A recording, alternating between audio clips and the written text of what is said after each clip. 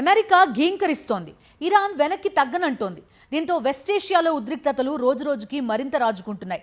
చమురు సంక్షోభంతో ప్రపంచ దేశాలు భయం గుప్పిట్లో ఉన్నాయి. ఈ క్రమంలో అమెరికా, ఇరాన్ మధ్య సంధి కుదిర్చే ప్రయత్నాలు వేగవంతమయ్యాయి. ఈ డీల్కి వాషింగ్టన్, టెహ్రాన్ అంగీకరిస్తాయా? డీలా, నో డీలా? పశ్చిమాసియాలో యుద్ధం మరింత తీవ్ర రూపం దాల్చుతున్న వేళ దానిని నివారించేందుకు చివరి ప్రయత్నాలు ముమ్మరంగా సాగుతున్నాయి. అమెరికా, ఇరాన్ మధ్య 45 రోజుల కాల్పుల విరమణ ఒప్పందం కుదిర్చేందుకు తుర్కియే, ఈజిప్టు, పాకిస్తాన్ వంటి దేశాలు తీవ్రంగా ప్రయత్నిస్తున్నాయి. తాత్కాలిక సీజ్ ఫైర్ కు ఓ ప్రణాళికను సిద్ధం చేసి అమెరికా, ఇరాన్ కు పంపాయి.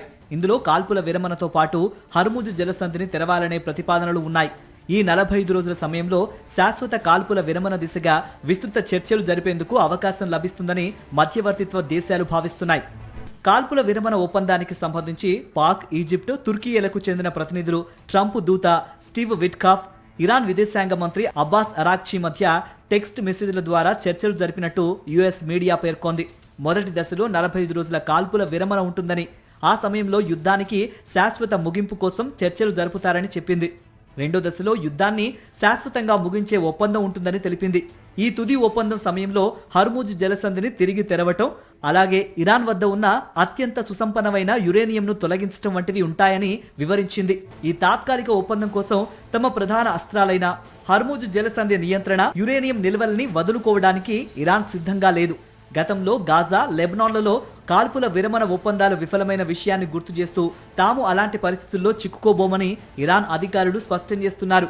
మరోవైపు అమెరికాతో డీల్ చేసేందుకు ఇరాన్కు ట్రంప్ విధించిన డెడ్ లైన్ యుఎస్ కాలమానం ప్రకారం మంగళవారం రాత్రితో ముగుస్తుంది.